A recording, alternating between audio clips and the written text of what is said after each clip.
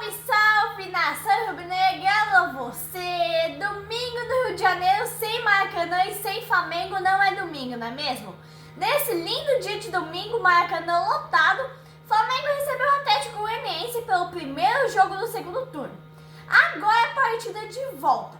Quem aí não lembra do primeiro jogo em Goiânia? Um gramado ruim, um jogo cheio de polêmicas, uma péssima arbitragem, mas são lembranças ruins que ficaram no passado. Agora é outra história, agora é o jogo de volta. Hoje o Maracanã é completamente lotado, uma grande festa da torcida do Flamengo. E a partir de agora, tudo sobre esse jogão aqui comigo.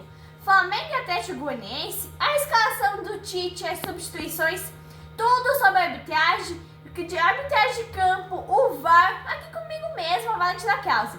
Então já curta, comenta, se inscreva no canal e ative o sininho para receber todas as notificações e ficar bem informado sobre o Mengão. Agora vamos saber um pouco do histórico de confrontos entre as duas equipes, que já se enfrentaram 19 vezes, com 11 vitórias do Mengão, 5 empates e 3 vitórias do Atlético. O Brasileirão está vivendo sua 20ª rodada, o Maracanã no domingo à tarde completamente lotado. Hoje contamos com a ausência do goleiro Rossi, então Matheus Cunha assumiu a posição. Começou o jogo na ação e o Flamengo buscando as iniciativas, porque afinal de contas é o dono da casa, não é mesmo? Mas o Atlético Goianiense estava tentando sair para o jogo. O Atlético deixou o Flamengo ir para o ataque e para tentar um contra-ataque. Tínhamos 4 minutos de jogo e o Flamengo não dava espaço para o Atlético. Essa semana teremos a Copa do Brasil contra o Palmeiras, semana agitada, um importantíssimo jogo no Maracanã, quarta-noite. É um jogão, os dois melhores do Brasil na minha opinião. Tínhamos 8 minutos de jogo e o futebol do Pedro ainda não tínhamos visto. O que ele estava fazendo no campo? Arrumando a tiara no cabelo. O futebol do Pedro está deixando a desejar há 2, 3 jogos já. Na minha modesta opinião, por que o Tite não entra com o Gabigol? O Pedro é um péssimo cobrador de pênalti. Mesmo quando ele converte, ele cobra muito mal. O Flamengo não conseguiu dar uma primeira linha na marcação do Atlético. O Atlético é um time muito violento, 10 cartões vermelhos nos últimos jogos. Tínhamos 15 minutos de jogo na ação, e eu repito, é a obrigação do Flamengo terminar o primeiro tempo com 1-0 pelo menos. Mas aí vem o Pedro. O Pedro é oportunista, só não é bom em bater pênalti, mas ele marca presença na área e é oportunista, está lá a todo momento. Se a bola cai no pé dele ou na cabeça dele, pode ter certeza que é gol. Mas aí o VAR estava revisando o lance. Na minha opinião, foi gol legítimo, um gol legal. Um dos grandes problemas do Brasil é o VAR e a arbitragem. A arbitragem foi muito bem no jogo de hoje, mas a demora do VAR na revisão do gol é monumental. A demora foi de 13 minutos, é muita demora. Tínhamos 24 minutos de jogo e o Flamengo era líder do Brasileirão momentaneamente, mesmo no número de pontos do Botafogo. A derrota do Botafogo para o Cruzeiro no dia de ontem, 3-0, e a derrota do Palmeiras para a Vitória ajudou muito o Flamengo. O Atlético Goianiense adiantou todas as linhas a todo momento. A situação era essa aí. Tínhamos 28 minutos e o Flamengo já poderia ter marcado 2-0. A mesma coisa que aconteceu contra o Vitória. O Flamengo deixou de marcar o segundo e iríamos ter um replay do jogo de quarta, no segundo tempo. Ia começar o drama, que nem no jogo passado. O Flamengo com muita facilidade no desarme. Tinha Pulgar, Gerson, Davi Luiz, enfim. Tínhamos 35 minutos do primeiro tempo. E eu repito, o Flamengo poderia ter feito 2 ou 3-0 no primeiro tempo. Era pra estar 2-0 faz tempo já no primeiro tempo. Mas o Flamengo estava fazendo corpo mole. 40 minutos de jogo. E o Flamengo mantinha o banho-maria. Aos 40 minutos, o Atlético queria ensaiar uma pressãozinha. E aos 44 minutos do primeiro tempo estava se findando. Teve os acréscimos por conta da paralisação de 3 minutos do VAR. E o Atlético aos 46 vinha tentando de novo uma pressãozinha em cima do time do Flamengo. Aos 47, o Atlético chega e obrigou o Matheus Cunha a fazer uma grande defesa, com o joelho. Quase o Atlético empatou. E é o que eu vinha falando na nação. O Flamengo faz um gol, dá mole e quase leva empate no finalzinho do primeiro tempo. E o Pedro fala no intervalo, abre aspas, tínhamos mais posse de bola, fizemos o gol, poderia ter ampliado o placar, mas o mais importante no fim do jogo é os 3 pontos, fecha aspas. E é o que eu venho falando, o time do Tite vence jogo apenas de 1 ou 2-0, não é goleada, é apenas vencer, goleada para o Tite parece não importar. Agora vamos à informação do clube que o Flamengo está comprando lá em Portugal. Esse clube está há 15 anos na segunda divisão da tabela lá, né, em Portugal. O Flamengo até vendeu um garoto da base para lá, o Verton, que nós vimos jogar contra o Cuiabá. O presidente Landim diz, abre aspas, os negócios estão adiantados. O Flamengo tem a chance de comprar esse clube português, ou seja, em Portugal. Não podemos perder a chance. O clube está há 15 anos na segunda divisão. Então logo precisa de investimentos. O Flamengo enviou um jogador para lá, o Verton, o mesmo que a nação rubro-negra viu jogar contra o Cuiabá. O Flamengo pretende fazer uma parceria antes de comprar 53% das ações da SAD de Leixões, o clube que o Flamengo pretende comprar lá em Portugal. Fecha aspas.